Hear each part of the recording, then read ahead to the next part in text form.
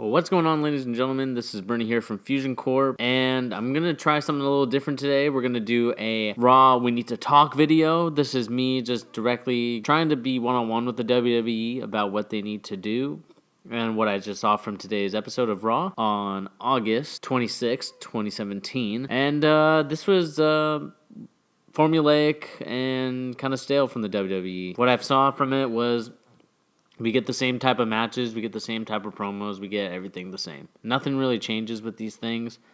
The thing I was really disappointed with was the kind of the tag team scene, because I liked that we got Dean Ambrose and Seth Rollins, but what happened was that we got another situation where we have one person from one team facing the person from another team, which in case was Cesaro and Sheamus. It was a little surprising to me that the Hardy Boys weren't going to challenge for the title, but instead, Jeff Hardy wins an opportunity to face The Miz next week for the Intercontinental Championship, which was a little interesting because I would have loved to see the Hardy Boys stay together, but because the Revival got injured, we're not going to see that happen. So going back to what I was saying is, I'm tired of these type of matches where we get Seth Rollins versus Cesaro, which of course will be a great match, wrestling-wise, but the problem with WWE is they keep doing this every single week. It's like we don't get any different type of matches, stipulations, no build-up to a match. I'm basically watching the same match even through the pay-per-view, and then by the time the pay-per-view comes, I'm bored of it. Or, it's like, oh, we've already seen what they can do. Why did you put these guys in a match together? And that's usually been the formula for WWE. It's either that or they do a three-man tag with the two tag teams opposite of each other with one more person who's feuding with the other person on the other side. And then another thing we need to talk about is the Roman Reigns John Cena promo, which was really damn good, and it's kind of a shame that it's wasted on a No Mercy B-level pay-per-view. This, to me, had a WrestleMania type of feel and atmosphere to it, the way that John Cena was really going at it and the way Roman Reigns was going at it. I usually, I agree with John Cena, and the point that he brought up was, you haven't got to cut a good promo in 5 years. And I thought this was a really good promo by Roman Reigns, no matter if it was scripted or not. It was great to see that, they brought up the fact that John Cena does bury talent, at least in the Roman Reigns perspective.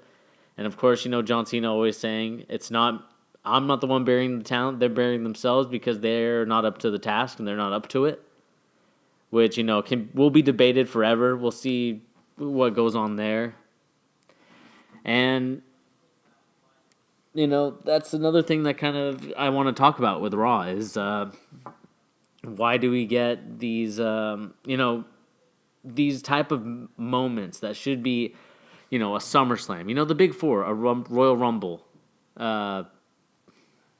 Survivor Series it used to be, but not really, and then WrestleMania. That was a WrestleMania type of promo. If you would have went into a WrestleMania build that way, that probably would have been the best match, and I think people would be more invested in it.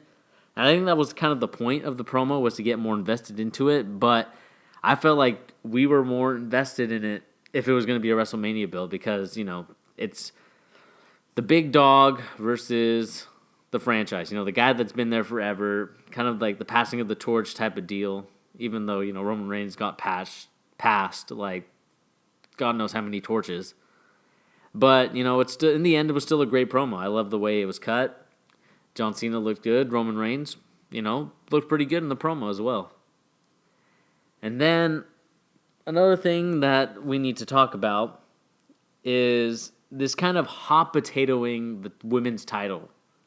We had this little bit of an issue with Sasha Banks and Charlotte, and I was not okay with that at all. I would love a champion to have at least a good reign because it just shows more of your ability to be the top person instead of being like, oh, you lost, I lost. It's very, very boring, not really good storytelling. It's just very lazy booking, in my opinion. But what we saw was, again, we got the same thing with Alexa Bliss and Sasha Banks to close out the show today. Very disappointed in the result. I would love Sasha to move on, finally break that streak that she can't defend a title to save her life. And, I understand why they brought it up. Maybe they're trying to tell a story here, but it's not a very good story. I think it's a very lazy story. It's, I don't know if it's because they don't believe in Nia Jax at the moment to be in a feud with Sasha Banks. Even though Sasha Banks has brought Nia Jax to great feuds. But, this Raw was very average to poor, really. Other than, the Cena promo, the surprise, women's match, which was, it was decent. I wouldn't say it was any good. But, besides the promo and, Brock Lesnar calling Braun Strowman a little bitch, that was really all that was memorable of that Raw. When it came down to the Roman Reigns and John Cena contract signing, I looked at it and I was like, oh, wow, this was actually not a bad Raw if they would have kept it 2 hours. But the dreaded third hour comes in and you're just tired, you're fatigued of wrestling, and I'm sick of it. I'm sick of these average Raws. I'm sick of these terrible SmackDowns. NXT is really the only thing that we should be watching from the WWE. It's crazy to think that, Triple H, the guy that has been in charge of the developmental brand, as it's called, is doing so much more. I understand he's done it with, less hours, better, good talent. But, there's a reason why the NXT shows, like the TakeOver shows, are better than the usual WWE pay-per-views themselves. And, it's clear as day as to why. If you see the build for No Mercy, it's already kind of lame and boring. Back and forth title between Sasha and Alexa Bliss, John Cena, Roman Reigns, good promo, but will it continue from here? That should have been probably the go-home angle for No Mercy. And, we just get this same old, formulaic garbage that we've been getting for years now.